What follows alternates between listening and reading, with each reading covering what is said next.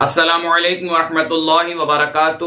الصلاۃ والسلام علیک یا رسول اللہ صلی اللہ تعالی علیہ وسلم۔ بوقت ضرورت مسلمانوں کے کام آنا، ان کی مدد کرنا، انہیں خوش کرنا، ان کی حاجت برآری کرنا اور ان کی جائز سفارش کرنے کا ثواب کیا ہے، آئیے حدیث پاک کی روشنی میں سماعت کریں۔ سب سے پہلے قرآن عظیم کی وہ آیت کریمہ سورہ حجرات آیت نمبر 10 میں موجود ہے، آپ سماعت کریں۔ اللہ فرماتا ہے انما المؤمنون اخوۃ فاصلحوا بین اخویکم، بے شک اہل ایمان آپس میں بھائی بھائی ہیں، اگر ان کے درمیان آپس میں کوئی شکر رنجی ہو جائے یا ناراضگی ہو جائے تو اپنے دو بھائیوں کے درمیان صلح کرا دو۔ اسی کے ساتھ ساتھ میدان عرفات میں حضور صلی اللہ علیہ وسلم نے حجۃ الوداع کے موقع پر جو عظیم خطبہ ارشاد فرمایا تھا، اس میں آپ نے یہ بھی فرمایا تھا کہ ایک مسلمان دوسرے مسلمان کا بھائی ہے اور ایک مسلمان کو دوسرے مسلمان کی ہر حال میں مدد کی کوشش کرنی چاہیے۔ اس سلسلے میں طبرانی شریف کی حدیث پاک سماعت کریں۔ حضرت عبداللہ ابن عمر رضی اللہ تعالی عنہما سے مروی ہے کہ اللہ کے رسول صلی اللہ علیہ وسلم ارشاد فرماتے ہیں کہ ایک مسلمان دوسرے مسلمان کا بھائی ہے، اور جو بندہ اپنے بھائی کی حاجت برآری کے لیے یعنی اس کی حاجت پوری کرنے کے لیے ہمیشہ لگا رہتا ہے، اللہ تعالیٰ اس کی حاجت پوری فرماتا رہتا ہے۔ جس کسی نے کسی مسلمان کی کوئی مصیبت دور کر دی تو اللہ تعالیٰ اس کے عوض میں قیامت کی دن کی مصیبتوں میں سے اس کی مصیبت کو دور فرما دے گا، اور جو شخص کسی مسلمان کے عیبوں کی پردہ پوشی کرے گا اللہ تعالیٰ قیامت کے دن اس کے گناہوں کی پردہ پوشی فرمائے گا۔ یہاں تک کہ حدیث پاک میں آتا ہے، حضرت ابو ہریرہ رضی اللہ تعالیٰ عنہ سے مروی ہے، اور یہ حدیث پاک مسلم شریف، ابو داؤد، ترمذی، نسائی، ابن ماجہ اور امام حاکم کی المستدرک میں بھی موجود ہے کہ اللہ کے رسول علیہ الصلوۃ والتسلیم ارشاد فرماتے ہیں کہ جو شخص کسی مسلمان کی دنیاوی تکلیف کو دور کرے گا اللہ تعالیٰ قیامت کی تکلیف اس سے دور فرما دے گا، اور جو کسی تنگ دست پر دنیا میں آسانی کرے گا، اس کی مدد کرے گا، اللہ تعالیٰ اس کے لیے دنیا و آخرت میں آسانیاں پیدا فرمائے گا، اور جو آدمی کسی مسلمان کے دنیا میں عیبوں کو چھپائے گا، پردہ پوشی کرے گا، تو اللہ تعالیٰ قیامت کے دن اس کی پردہ پوشی فرمائے گا۔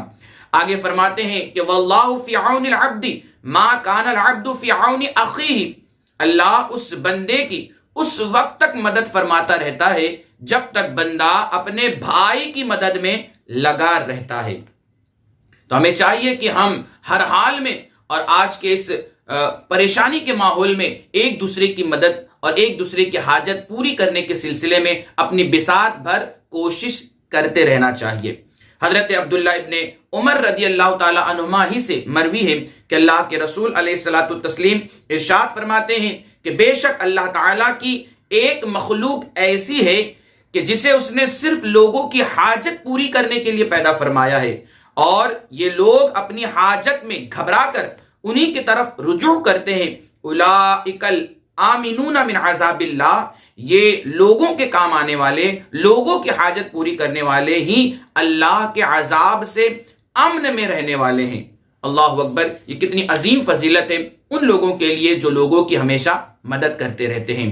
اسی کے ساتھ ساتھ ایک اور حدیث پاک حضرت عبداللہ ابن عباس رضی اللہ تعالی عنہما سے مروی ہے کہ آقا کریم علیہ الصلوۃ والتسلیم ارشاد فرماتے ہیں من مشى فی حاجت اخیہ کان خیرا لہ من اعتکاف 10 سنین، جو شخص اپنے بھائی کی حاجت پوری کرنے کے لیے چلا تو اس کا یہ چلنا اس کے لیے 10 سال کے اعتکاف سے زیادہ بہتر ہے، اس کے لیے 10 سال کے اعتکاف سے زیادہ بہتر ہے۔ اور جو بندہ اللہ کی رضا کے لیے ایک دن کا اعتکاف کرے گا اللہ اس کے اور دوزخ کی آگ کے درمیان 3 خندقیں پیدا فرمائے گا، اور ہر خندق کے درمیان زمین و آسمان سے بھی زیادہ دوری ہوگی، فاصلہ ہوگا۔ تو معلوم یہ ہوا کہ اعتکاف میں بیٹھنا عبادت تو ہے ہی، مگر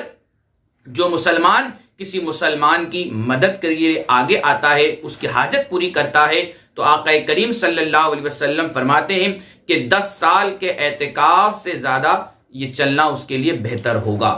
اسی کے ساتھ ساتھ حضرت عبداللہ ابن عمر اور حضرت ابو ہریرہ رضی اللہ تعالی عنہم ہی کی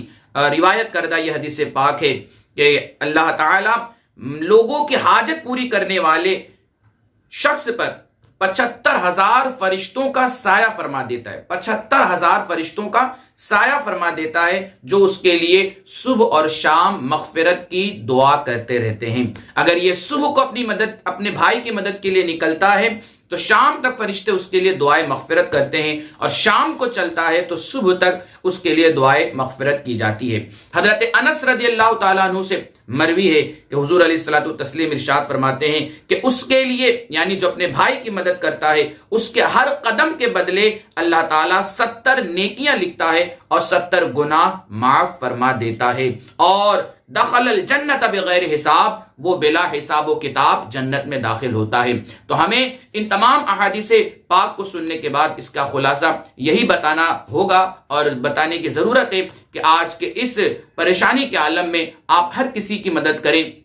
خصوصاً امت مسلمہ کی مدد کریں. جو سیلاب سے متاثر ہیں ان کی مدد کریں، جن کے روزگار ختم ہو گئے ہیں ان کے روزگار کے سلسلے میں ان کی مدد کریں. اگر کوئی کاروبار کے سلسلے میں پریشان ہے ان کی مدد کریں. اگر کسی کے یہاں کھانے پینے کی تکلیف ہے تو اس سلسلے میں ان کی مدد کریں. کسی کا گھر بارش اور قدرتی آفات میں ڈہ گیا ہے، برباد ہو گیا ہے، وہ تباہ ہو گیا ہے، تو اس کے گھر کو بنانے میں اور اسے کھڑا کرنے میں ان کی مدد کرے. اللہ تعالی ہم تمام لوگوں کو اپنے پیارے محبوب صلی اللہ علیہ وسلم کی سیرت مبارکہ پر چلنے کی توفیق عطا فرمائے، اور ہر پریشان حال مسلمان کی اللہ تعالیٰ اپنے فضل و کرم سے اور اپنے حبیب کے صدقے مدد فرمائے، ان کی نصرت فرمائے. السلام علیکم ورحمۃ اللہ وبرکاتہ.